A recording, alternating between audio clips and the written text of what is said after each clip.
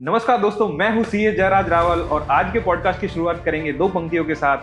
प्रसादों के कनकाव शिखर होते कबूतरों के ही न सोता है। कीचड़ में चलते हुए 7 किलोमीटर स्कूल जाते थे भाई था और पिताजी की इच्छा थी कि मेरा बेटा कॉमर्स पढ़ के किराने की दुकान संभाले। पहली सफलता उसके दिमाग से।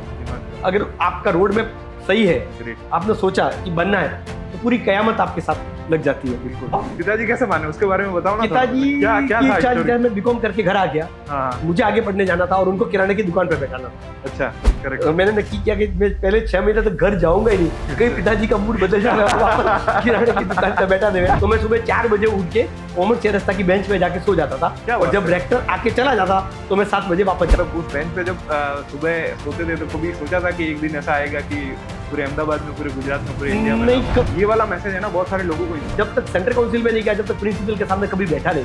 मैं मिलने जाता था। एक सीए स्टूडेंट के लिए आर्टिकलशिप का क्या रोल होता है? तो कई बार पढ़ी और हम तो उसको पॉजिटिव लेते थे कि फाइनल में अटेम्प्ट लगे। हाँ, मैंने फाइनल में कहा देखो सीए पास करने के लिए समय कितना ये बहुत इंपॉर्टेंट बात है, इंपॉर्टेंट है, लोगों को बता देना। सीए में अटेम्प्ट लगना कोई बड़ी बात नहीं है। जैसे लड़की की कोई उम्र नहीं पूछता, सीए को अटेम्प्ट नहीं पूछता। शादी के बाद मेरी वाइफ ने भी बोला कि नहीं आप पढ़ो। उसके बाद इसलिए जरूरी थी कि ऑफिस करने के लिए पैसा चाहिए। तो उस टाइम पैसा नहीं था, टाइम चाहिए, वो भी नहीं था। तो इनिशियली कैसे एंट्री हुई, मतलब उसके बारे में बताओ। ऐसे कि बहुत बड़ा काम है। तो मेरी धर्मपत्नी मेरे पास खड़ी थी जब मैं था, उसने बोला कि आप, और घर जाके सो गया।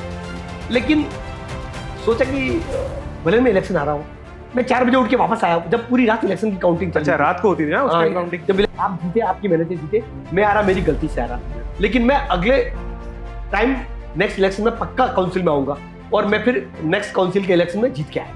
पहले साल में 100 करोड़ रुपए हमने फंड सेटअप किया कि गरीब बच्चों को कैसे स्कॉलरशिप दे सकते हैं। देखो अपना कोर्स कैसा है सीए का।